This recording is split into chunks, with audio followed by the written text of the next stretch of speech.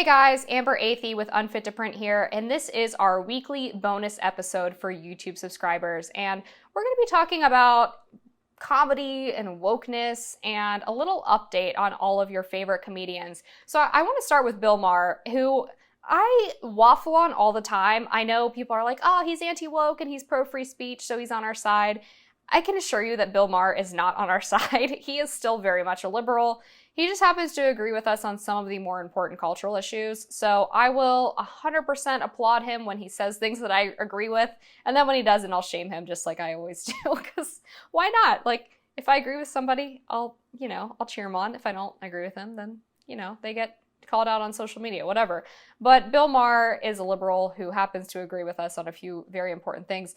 And this week, he did a really great segment on his show about the rise of transgender and queer children. And he made what I thought was a really important point about the fact that not only is transgenderism rising, almost doubling year over year in the United States, but you can see a difference regionally. So in Ohio, for example, you don't see a swarm of genderqueer children, but you do in places like Los Angeles or New York City because it's mostly a trend. It's not really that these kids are just all of a sudden feeling more comfortable identifying this way.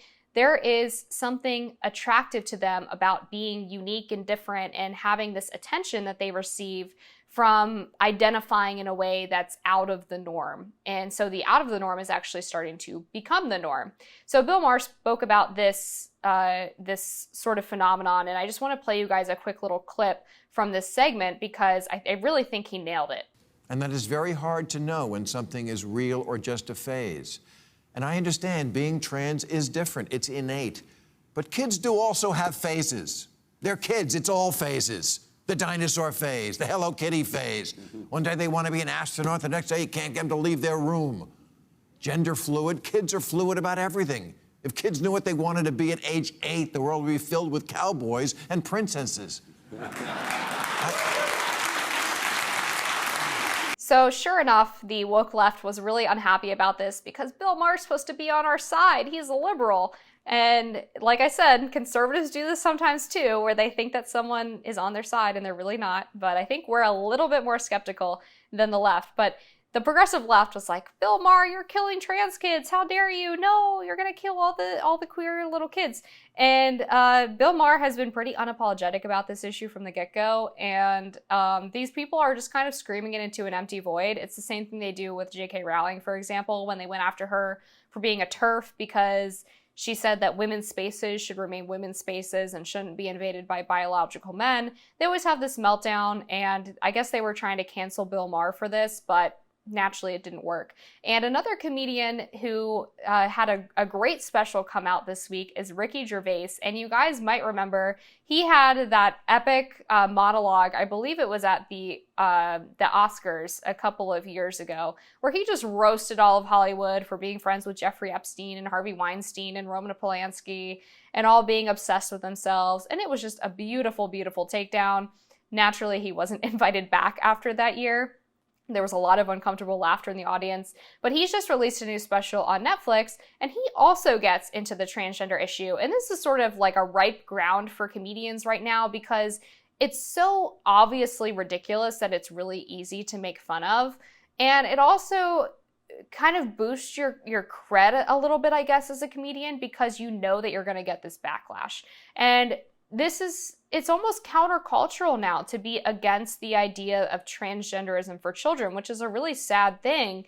But the transgender mob is really, really powerful and they're very vocal. And they claim to be this oppressed, marginalized group, but they're actually a group that holds so much power because they are able to shame and silence people into submission. So it becomes actually punching up for comedians to go after this group because they really face no consequences for the things that they say or the things that they do because they have just created a protected class for themselves in society, even though they enjoy some of the greatest privileges in society. So let's play a little clip from Ricky Gervais's stand-up so you can see what I'm talking about. The old-fashioned women. Oh, God. The ones with wombs. Oh. Those fucking dinosaurs. Oh. I love the new women. I know the new women. They're great, aren't they? You know, the new ones we've been seeing lately. The ones with beards and cocks. They're as good as gold. I love them. No, it's the old-fashioned with it. And now the old-fashioned, they go like, oh, they want to use our toilets. Why shouldn't they use your toilets? For ladies. They are ladies. Look at their pronouns. What about this person isn't a lady? Well, his penis. Her penis, you fucking bigot.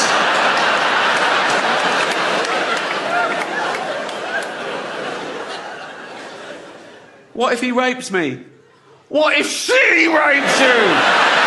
You fucking turf whore.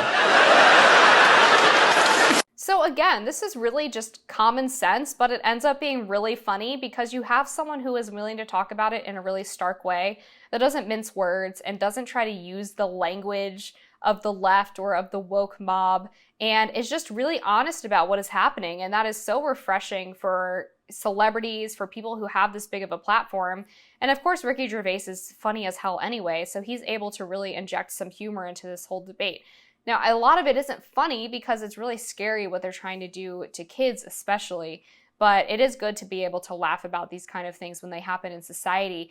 And what's horrible about the way that the LGBTQ plus community reacts to these jokes is they can't take a joke. They take themselves so seriously and they really view themselves as victims. So whenever someone pokes fun at them or says that they're going too far or questions their motives, they just have an absolute meltdown. They accuse, Ricky Gervais and Bill Maher of trying to kill them, of murdering trans people and denying their existence and all these other ridiculous claims. And when you say that someone's speech is violence, when you equate speech to violence, you tell people that it's acceptable to respond to that speech with violence. This is a concept that started on college campuses, right? So back in 2014, 2015, 2016, when I was in school, we would always hear this idea that silence is violence and complicity is violence, but also speech is violence. Like everything is violence. Unless you agree with the progressive left, everything that you think is violence.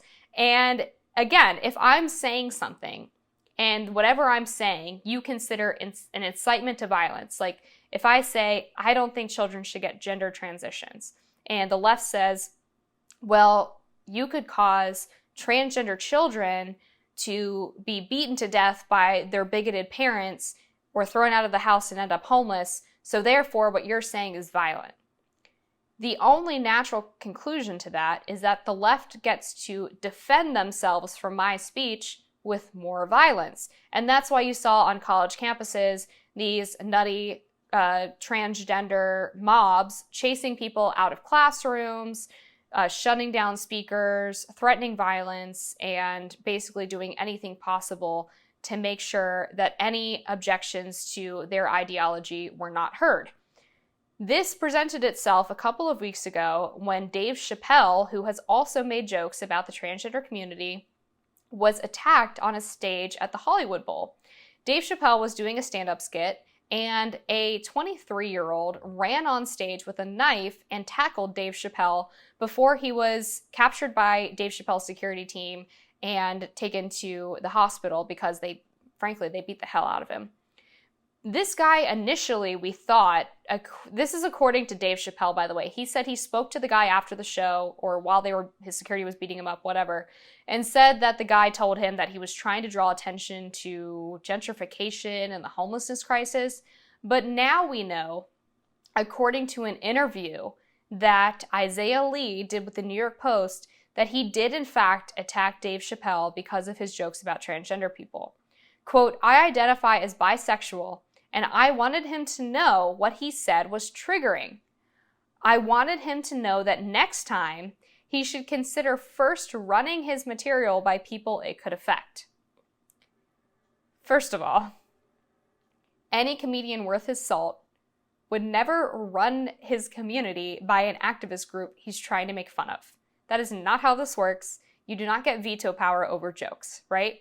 The second thing is this person has confirmed that they were so upset about a joke that they thought it was acceptable to assault somebody in response. This is the culture that the left is creating.